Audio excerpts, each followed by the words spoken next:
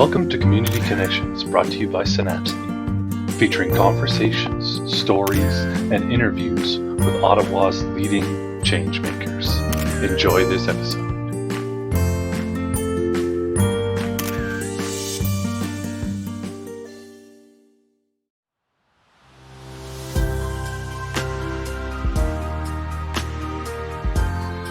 On this episode of Community Connections, brought to you by Synapsity, we welcome Somerset Ward candidate Stuart MacKay. Enjoy this episode. We are continuing our community conversations with candidates from the Somerset Ward, which extends from Centretown all the way over to Little Italy. It is one of the densest urban wards in the city and is set to have a brand new councillor after the election on October 24th. So I'm joined by one of the candidates, Stuart MacKay. A longtime resident of Centretown. Stuart is a historian, writer, transit advocate, and community activist. He was born and raised in Ottawa, where he completed a PhD in history at Carleton University. In 2019, Stuart was elected to the board of Centretown Community Association and served until January 2021, where he helped to increase their membership, facilitated community conversations with small businesses, and helped establish the successful and popular Elgin Street Market. He is also the co-founder of Ottawa Transit Riders, a member-driven organization that advocates for more affordable, reliable, accessible, and safe public transit in Ottawa. So welcome, Stuart. Thanks for having me. So let's start with a small introduction. Tell us a bit about yourself and what qualifies you to be a councillor. Well, I think my broad experience within the community is perhaps the biggest thing. As you mentioned, I was on the board of the Centretown Community Association, and community associations play an incredible role here in Somerset Ward because we advocate at the municipal level for things like planning whenever there's a new development that's coming up, or whenever there's new community initiatives. We play a vital role in connecting the community with the councillor. So I've seen at the grassroots level how that community interaction works with the councillor, but it also has given me an opportunity to sort of know what are the issues in the neighborhoods, what are the issues in the streets. It's also given me a bit of an introduction to how City Hall works. You mentioned the Elgin Street Market, and of course, putting on an event in Ottawa involves going through several layers of bureaucracy at City Hall. And so putting on that event sort of showed me the ways that we can perhaps make the system a bit better at City Hall for those who want to do events like the market, who want to put on programming in our parks and our public spaces. So I have a familiarity with how the city operates. The other strength I think I bring to this is my deep knowledge of public transit. As you mentioned, I helped to co-found Ottawa Transit Riders, and we formed this group in 2019 because we were hearing about the issues with buses just not showing up on time, routes that had been changed, and how hard it was for people just to even get around on these local routes. And so when we formed the group, it was to advocate for more reliable, affordable, and accessible public transit. Then, of course, the LRT happened. Then, of course, COVID happened. So we sort of ran the gamut of the issues that transit has been going through here in Ottawa.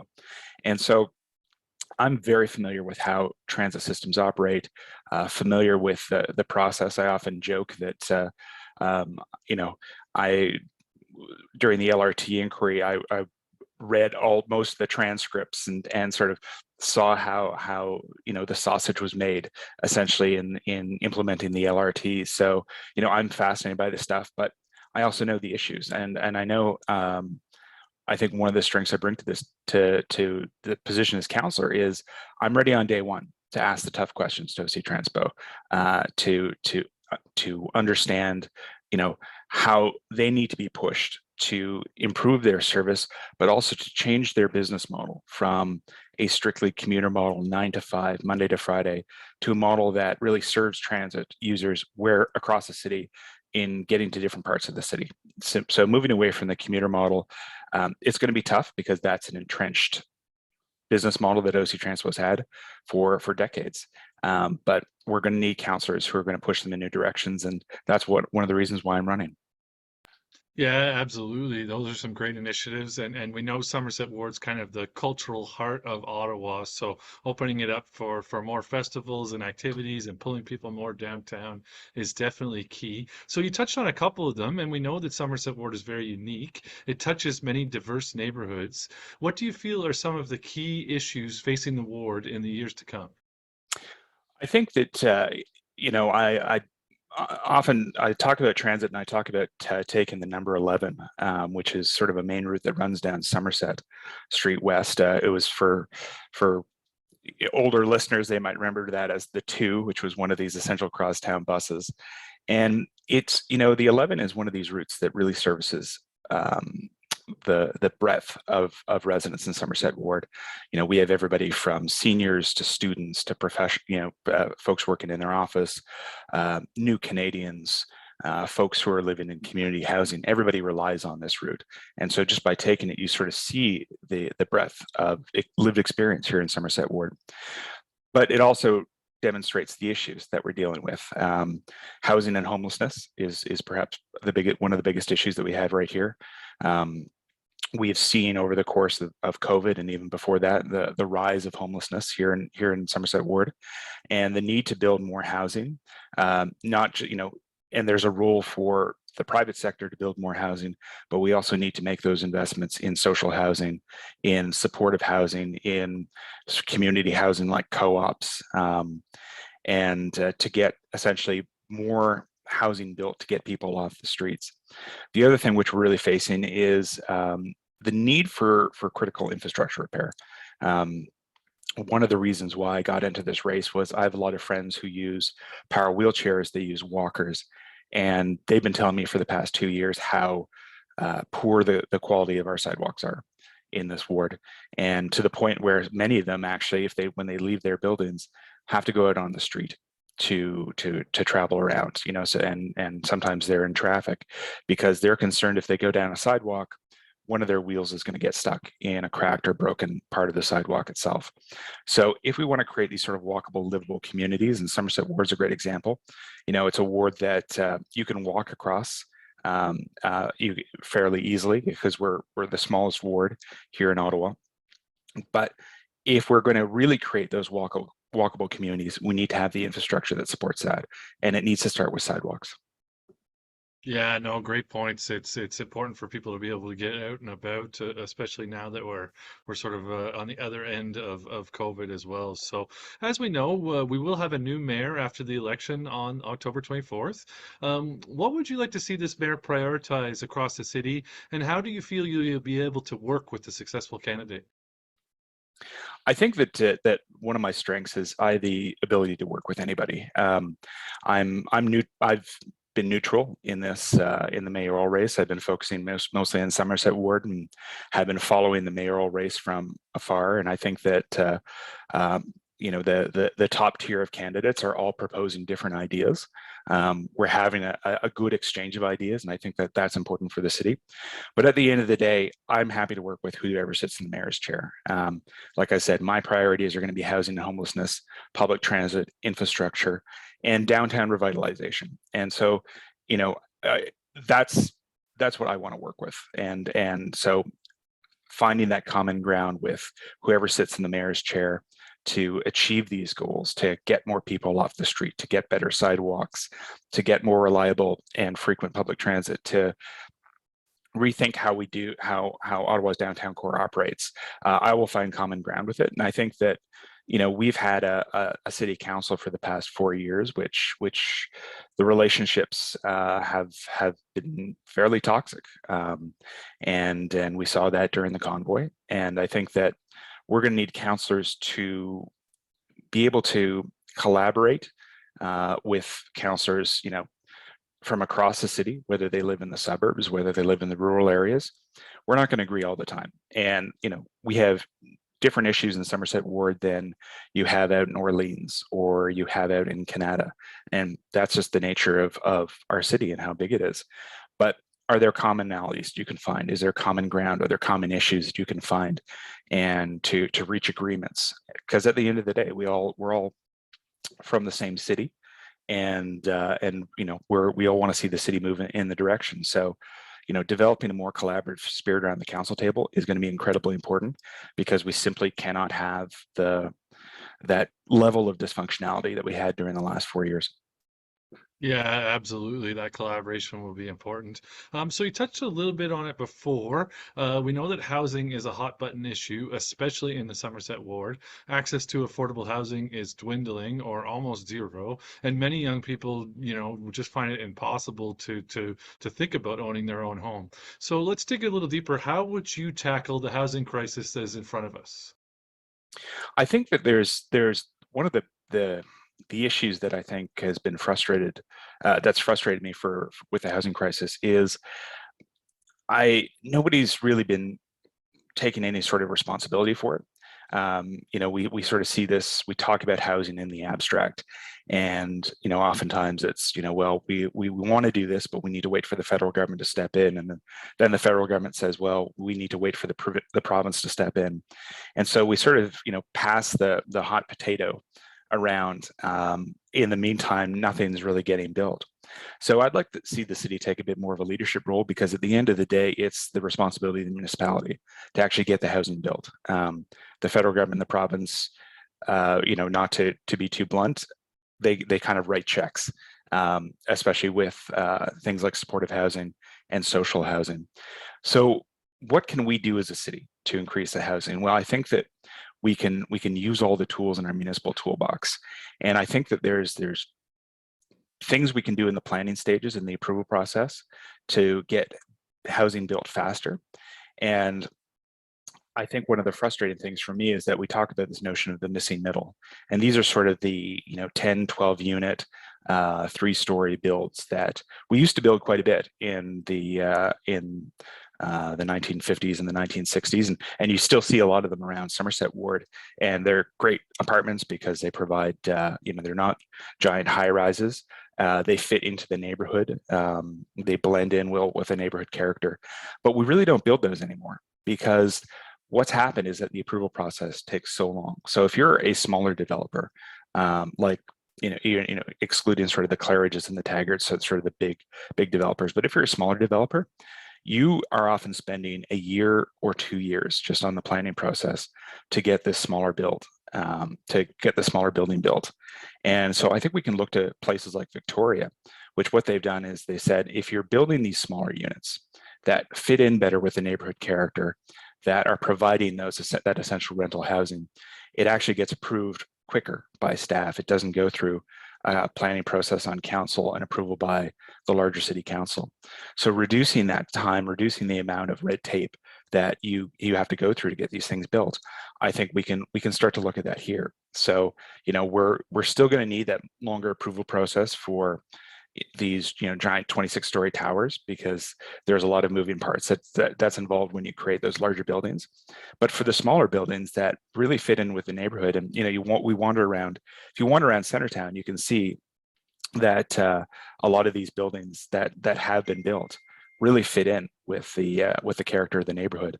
We can build these faster, and that'll help add that crucial rental stock, but also human-sized architecture.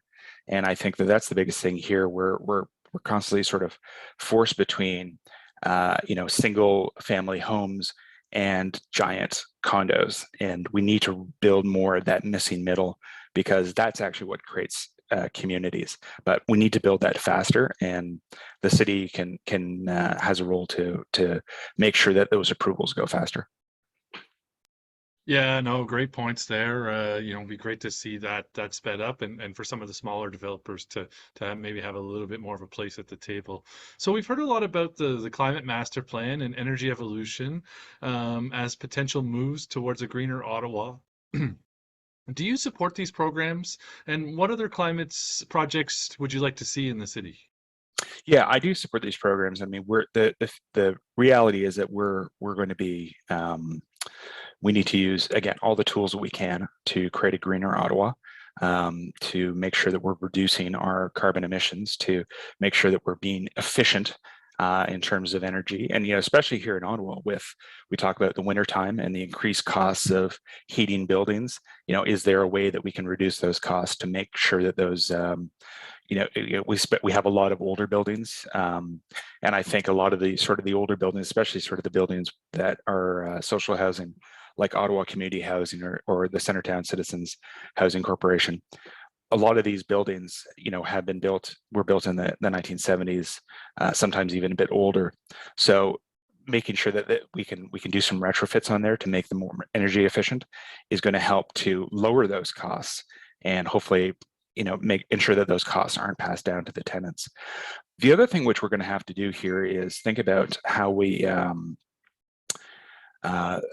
think about hotter summers. Last summer was pretty hot, and as somebody who was canvassing on one of those days where it was about plus 40 with the humidex, this is the sort of weather that we can expect over the course of the next few years. So we need to start thinking about heat mitigation strategies for Somerset Ward. We have the lowest tree canopy cover of any ward in the city here. So we need to start planting more trees. That's a long-term goal. So, as I always like to say, the best time to plant a tree was 20 years ago. The second best time is now. That's what we need to start doing over the course of the next 4 years, is planting those trees. So in the course of 20 to 30 years, we can develop that tree canopy. But it's also going to involve better heat mitigation strategies for a lot of our residents who may not have air conditioning, who live in rooming houses, who live in apartments that don't have air conditioning. So in making sure that we have cooling centers set up, making sure that we have enough water fountains. One of the things I'd like to see the city do is develop a position of a chief heat officer. And certain cities, Athens has done this, Miami has done this, but essentially they operate kind of as a public health officer. And they sort of look at neighborhoods on a neighborhood by neighborhood level and say, okay, how is this neighborhood equipped to deal with heat? Is there a cooling station here? Are there enough water fountains? Are there pools? Do you have access to things when we have these giant heat waves, so that people aren't stuck in their apartments as the temperature rises? And cities are going to have to adopt this going forward, and so I'd like to see this happen so we can actually then plan around and say, if this neighborhood is kind of a heat island with fewer trees and it doesn't have things like cooling centers or water fountains or any, the majority of the houses or apartments don't have air conditioning. Okay, what can we do in that neighborhood to make sure that people are safe, especially during these heat waves? Because it's heat is a public health issue, and we need to treat it as such. Yeah, no, great points. We're only getting hotter and hotter. The NCC is already making plans that, the canal may not be frozen in 20, 30 years. So, you have to do events sort of off the canals. So it is going to be a changing world for sure. So transportation is another major topic, and we've talked a little bit about it, but can you tell me a little bit more about how you would improve transit options in your ward, and how would you encourage sustainable transportation across the whole city? The end of the day, the people will take transit if it's frequent and reliable. And so the level of service that we're going to need for public transit here, we generally sort of use that 15 minutes. You're not waiting any longer than 15 minutes for a bus. We need to get to that level, but we're also going to need that transparency from OC Transpo, actually seeing the metrics of how many buses can you put on the road? Do you have enough drivers? Do you have enough mechanics? Do you have enough capacity, in case a bus breaks down and you need to pull one off from somewhere else? We don't really know that. We tend to get a slice of information from OC Transpo, and I've noticed this over the past couple of years. So we need to get a bit better picture about what our capacity is. And the other thing we need to do is make sure that riders have that knowledge of when their bus is going to come. The OC Transpo app is terrible. We all know that. It doesn't work. You have ghost buses. So when you're looking at the screen and you can sort of see your bus coming down, and then it arrives at your stop and you're looking around, you don't see anything. And then it's proceeded on to the next stop. So, you know, we know the technology is available. We know that this out of the box technology is available to track buses. We see it all the time with Uber. We see it all the time, even with, delivery drivers. Um, if you can tell when your pizza's coming, you should be able to tell when your bus is coming and track it down the street. So improving that, the OC Transpo app, improving the tracking capacity so you can actually see, yeah, my bus is coming down Bank Street and it's going to make a turn at Somerset Street in a few minutes, and I can see it all on my phone. The other thing which we're going to have to do, and I've had some really interesting conversations with drivers about this, is make it easier to um, use transit. And for example, I mean, so few of us carry around change anymore. And if you're not a regular transit rider and you don't have a Presto pass, and you sort of are thinking about, should I get on the bus, but do I have that exact change, or do I, all I've got is a 20 on me?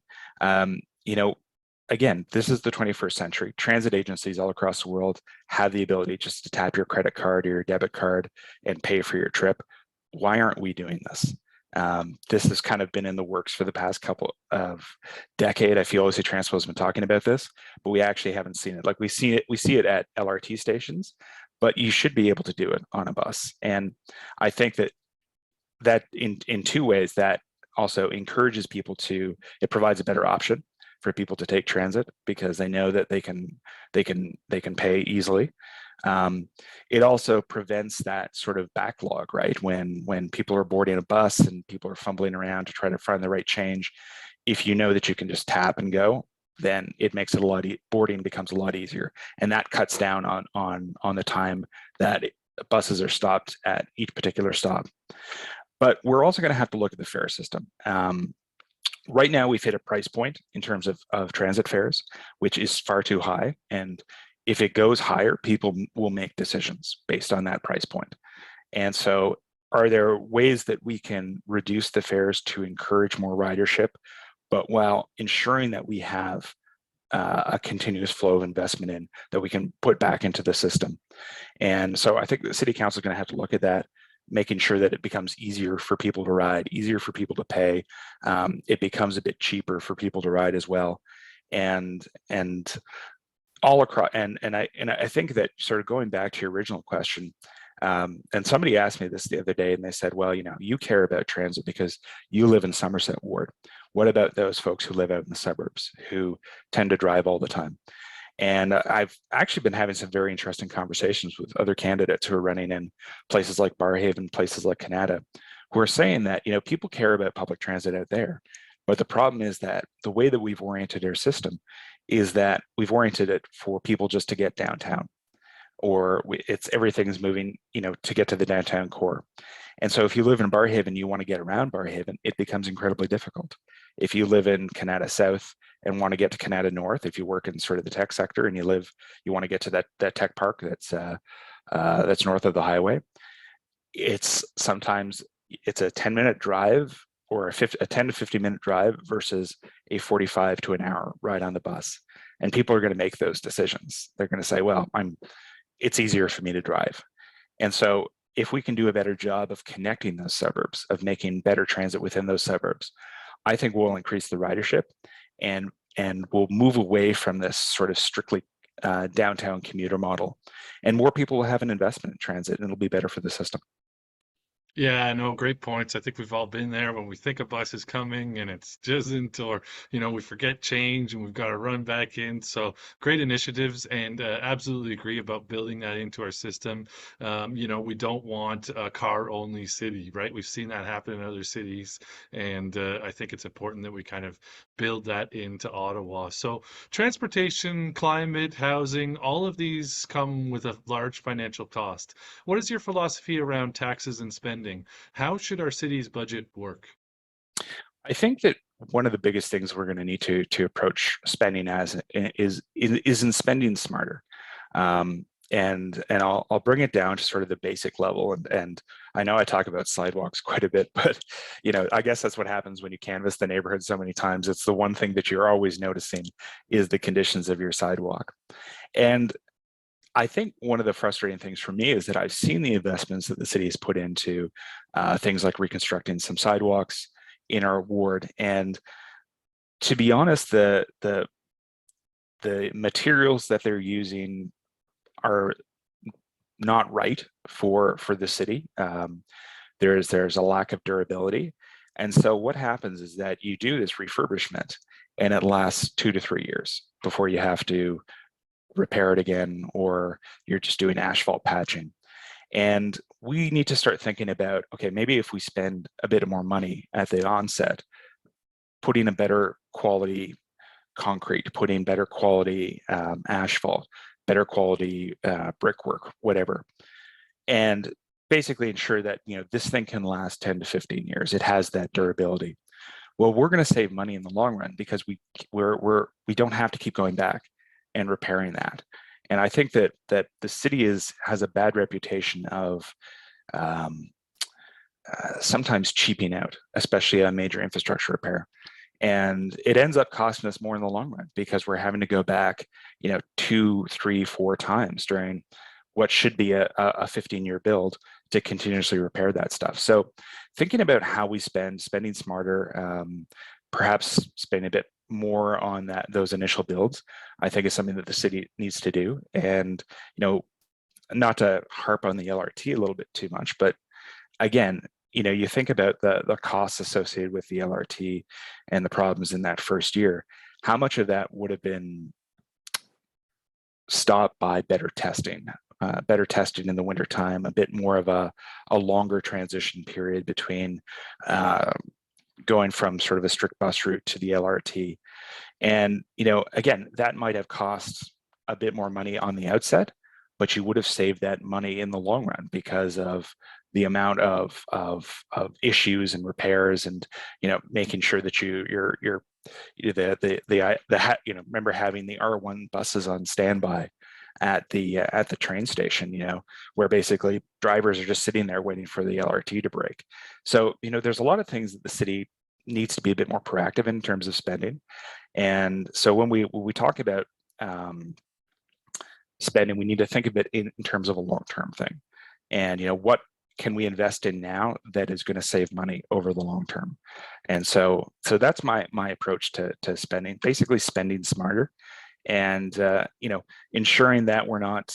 I think there's some programs, the Porsche dealership, which has sort of become the model for a program that I don't think was very politically savvy.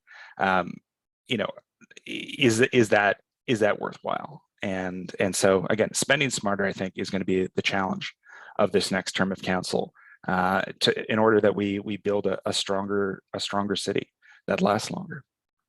Yeah, no, great points. I think that's important. Don't be afraid to spend a little bit more, and then, we should recoup those cost savings. I think, all of us can echo those last 2 weeks of March that we sort of dread, where we drive around or walk around and there's potholes everywhere. So, if we could sort of eliminate some of that, that would be great.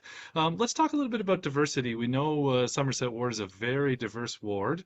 Why is diversity important to you, and how do you plan to represent a diverse Ottawa if you're elected? That's a great question, and one of the strengths of this ward is just is how welcoming it is to people. I think one of the things that we need to do a better job at as a city is making sure that we're a bit more welcoming to new residents, to new Canadians, and making sure that for those of us who sort of lived here in Ottawa, and we know how the city works, we know how we know how transit works, we know how to navigate around the city. But if you're new to the country, if you're a new resident who's just come here, even if you're a new student who's come here as an international student, this city can be a bit alienating. And so are there ways that we can, as a city, and I think as a councillor, make sure that people feel a bit more welcome, whether that's making sure that you have one of the initiatives I'd like to do is just have a bit of a welcome package, and translate in a variety of languages for people to sort of say, here's how you use transit, here's how transit works, here's how, these are the numbers you need to contact. I think we do need to do a better job of creating a more multilingual Ottawa, I've been very fortunate on this canvas because I've had some great volunteers who have been able to translate for me to those residents who perhaps only speak Mandarin. And the ability to communicate in your own language, especially with city issues, whether it's at a rec center or whether it's at a city office, I think is going to be incredibly important, and it will attract people. Ottawa should be a bit of a global city in one sense. We have two amazing universities, great community colleges. We do attract a lot of international students. We attract a lot of new residents who come here. How do we make them feel welcome? How do we incorporate them into the city's life? How do we make sure that their voices are heard? And so making sure that we can communicate, making sure that they feel that they're part of this community is going to be really key. The other thing which I think is going to be important is also creating these spaces. And we were at Pride a couple weeks ago, and we were having a conversation with a few people, and the lack of sort of these gathering spaces, these community spaces, for folks who might have moved here from a new city, and so they don't really know anybody. But if you have that sort of safe place, a place where you can chat with people, where you can network with people, where you can sort of you can get more information about people. I think Kindspace, which is a LGBTQ resource, which is here in Centertown, is fantastic because they provide that sort of space for youth. And we need more of those. We need to expand more of those, and I think we have an opportunity, especially with some of the development that's going on, to create those safe spaces. It's and a little bit in the same fashion. We have a very large Indigenous population here in Ottawa, and making sure that those community spaces, those culturally appropriate spaces, are available, whether that's through housing, whether that's working with organizations like Wabano.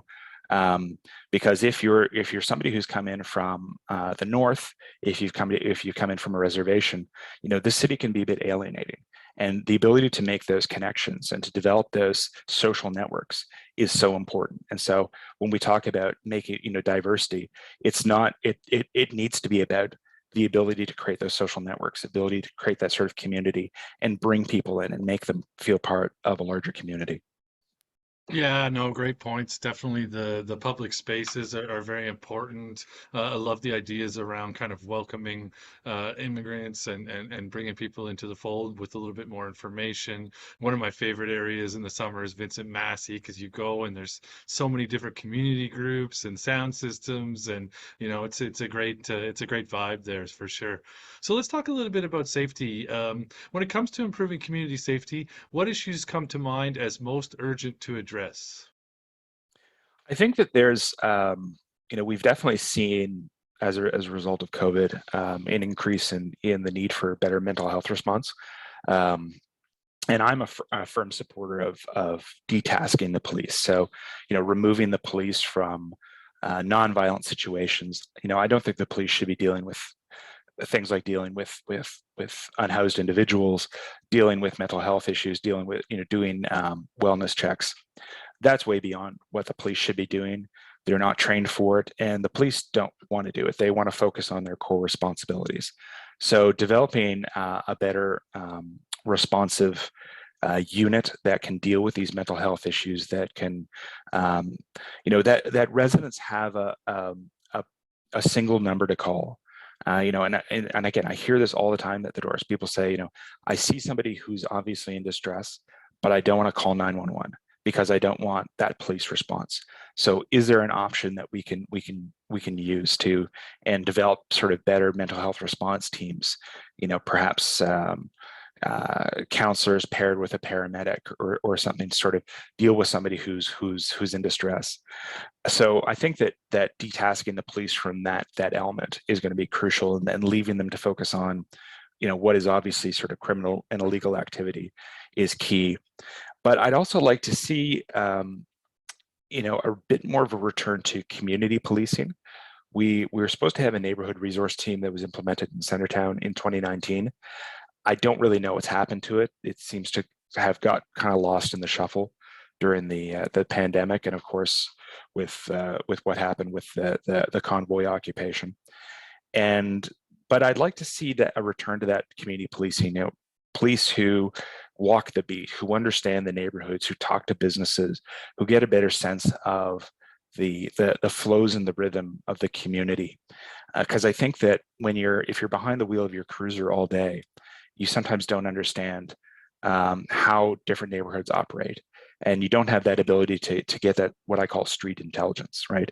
And so you go by a place like Dundonald Park, you know who the regulars are, you know who's you get to know people.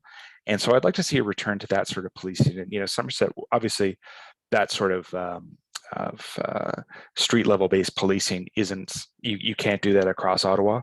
But Somerset Ward is a perfect example, again, of a walkable community where you can have that better street intelligence for the police, and to make them better at doing the things that they should be doing, which is dealing with criminal and illegal activity. So a return to better community policing, I think, is something I'd like to pursue.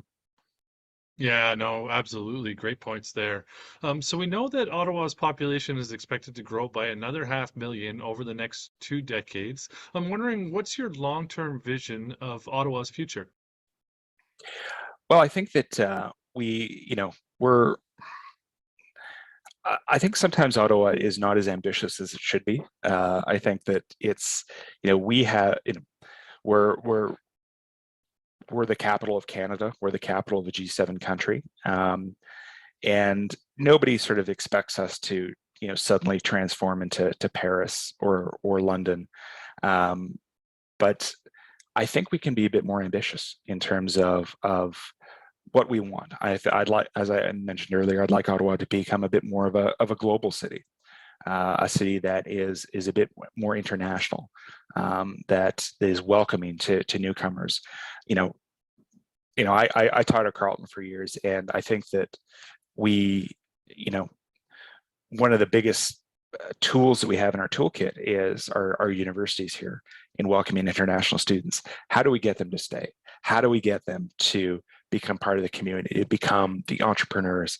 How do we get them to become,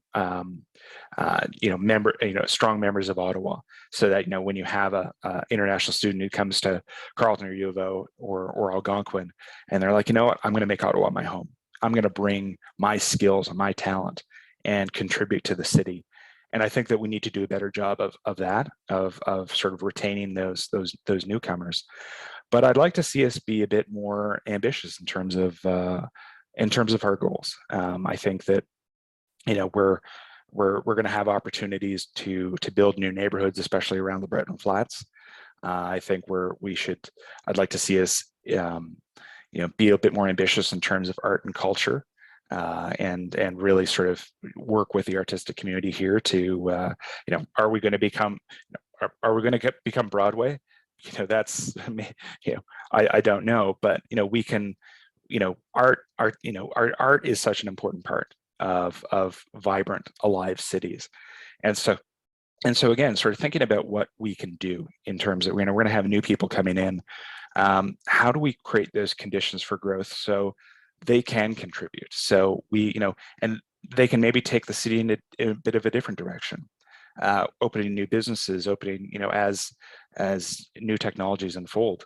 How can we sort of get them to stay in Ottawa and to get them part of the mix? So, that's going to be crucial, is sort of creating an attractive destination, because, at the end of the day, we're competing on a global level for talent at this stage. And so the role of the city, I think, is to ensure that groundwork is laid, and people are going to look at different cities, and especially now that more people are sort of working remotely. You can live in one place and work in another. What are we doing to attract that global talent? And it means things like having a reliable transit system. It means things like having affordable and abundant housing. It means like having livable, walkable communities with parks and green space. And so those are the things that the city can control. Everything else is kind of up to individuals, to businesses, to entrepreneurs and stuff. And the city just needs to create those conditions. But again, that's what we should be focusing on over the next decade, 2 decades, is how do we become a global city, but also how do we attract that talent from around the globe to come and live here? Yeah, no, great points. Ottawa actually is one of the most creative cities on the planet, but not a lot of people know it. So it's sort of maybe broadcasting that out, giving folks an opportunity to display those talents and then keeping them in the city. So I think you touched on all of that. Well, thanks so much for joining us, Stuart. Are there some last words that you'd like to leave the citizens of Ottawa and your ward? Yeah, and I think that municipal elections are generally don't get covered as much as provincial or federal elections. And I've had the opportunity to work with on provincial and federal campaigns, and we all know how much ink is spilt and how much bandwidth is spent talking about that. But municipal campaigns are so important, and municipal elections are even more important because it deals with the everyday things that you have to deal with. It deals with transit, it deals with infrastructure, it deals with garbage collection, it deals with parks. And so it's so important for residents of Ottawa to make their voices heard on October 24th, to go out and vote, and to vote for the candidates you think will carry your vision into the next decade. Yeah, no, great thoughts there, Stuart. Absolutely. Well, thanks again for joining us on Community Connections, brought to you by Synapsity, and best of luck with the rest of your campaign. Thanks very much, and I appreciate you having me on.